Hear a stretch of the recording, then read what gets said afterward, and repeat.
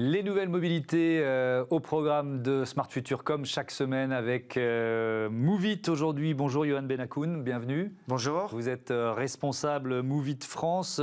Alors peut-être qu'il faut commencer, même si voilà, Moovit c'est quand même un des géants du secteur, par rappeler les services que vous proposez, les services avec cette application de navigation mobile. C'est une sorte de tout en un, c'est ça? Exactement, c'est une application de mobilité urbaine. L'application la plus téléchargée au monde aujourd'hui, puisqu'on a plus de 950 millions d'utilisateurs. Donc on approche le milliard d'utilisateurs, ce qui est assez impressionnant. Ouais. Et donc Moovit, c'est une application très simple qui vous permet d'aller d'un point A à un point B et qui vous donne les différents itinéraires possibles avec le coût du trajet et l'ensemble des mobilités qui se trouvent à proximité de l'endroit où vous êtes pour faire ce trajet-là. Donc vous pouvez très bien commencer une partie de la mobilité ou de votre trajet avec du Vélib par exemple sur Paris, puis ensuite enchaîner avec votre bus ou les transports en commun, et puis terminer soit à pied, soit avec une trottinette électrique ou un City Scoot par exemple, qui sont des partenaires qu'on a au sein de l'application Moovit. Oui, c'est ça, parce que ça suppose aussi de nouer des partenariats. Exactement. Donc on va nous chercher localement l'ensemble des partenaires les plus appropriés, parce qu'on n'a pas vocation à mettre tout le monde dans l'application, mais vraiment apporter de la valeur sur les trajets pour les utilisateurs. Donc comment vous choisissez ces partenaires?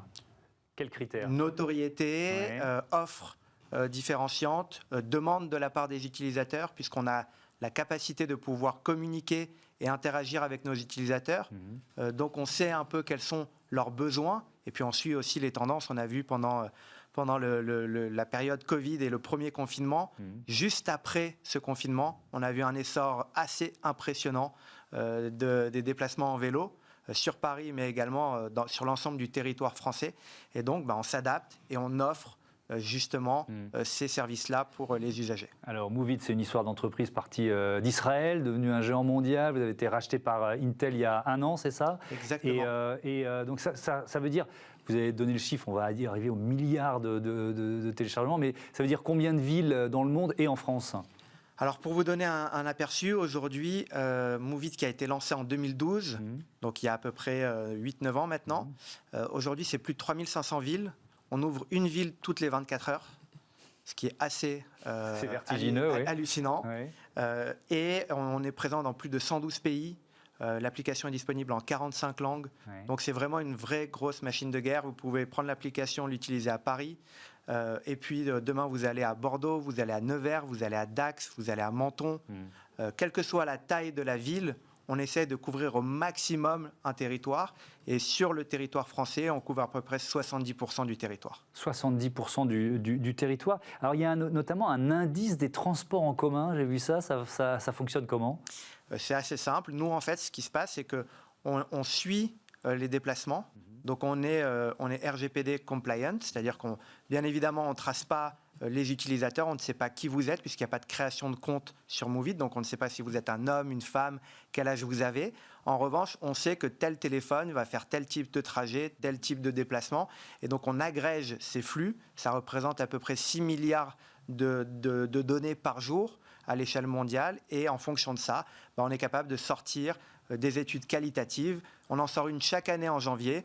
On en a sorti une récemment qui compare l'évolution des déplacements dans les transports en commun entre le premier, le deuxième et le troisième confinement sur certaines des grandes villes françaises. Qui est un enjeu majeur, notamment pour un grand groupe comme la RATP, qui essaye d'anticiper le retour des usagers en mode avant confinement. Ça veut dire que c'est aussi de la donnée qui a de la valeur pour vous et que vous pouvez proposer à vos partenaires, justement? Tout à fait. En fait, si vous voulez, il y a plusieurs applications plus ou moins similaires qui existent sur le marché. Vous pouvez prendre l'application RATP et il y en a plein d'autres. Mais beaucoup d'applications en local. Moovit a une spécificité, c'est qu'on est une application grand public, gratuite, bien évidemment. Mais en même temps, notre business model, la façon qu'on a de gagner de l'argent, c'est d'offrir tout un tas d'outils qu'on a développés qui correspondent aux besoins, que ce soit d'un opérateur ou d'une municipalité à Bogota, à New York ou à Paris. On communique tous ensemble et on développe des outils qui correspondent à leurs besoins. Donc, par exemple, on vend l'application Moovit en marque blanche pour des collectivités, des métropoles.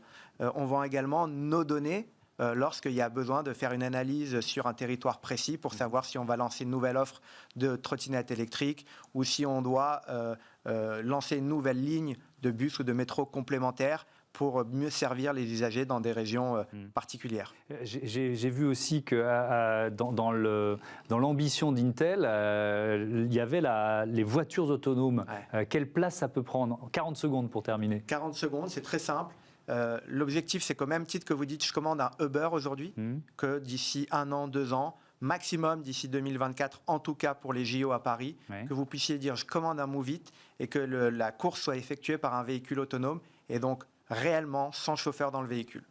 Ok, et ben voilà un sacré défi à relever. Merci Yohann Benakoun, Merci à bientôt. Vous de m'avoir reçu. À bientôt sur Bismart. Voilà, c'est la fin de cette émission. L'heure est vite passée, c'est plutôt bon signe. Merci à Olivia Hieré-Dobré qui m'accompagne pour préparer Futur et Impact chaque jour de la semaine. Merci à toutes les équipes de Bismart ici en régie, à la rédac. Voilà, c'est un plaisir de travailler avec vous. Je vous donne rendez-vous la semaine prochaine pour Smart Futur et dès lundi pour un nouvel numéro de Smart Impact, l'émission de la responsabilité sociétale et environnementale des entreprises. Vous pouvez revenir en mai 2021.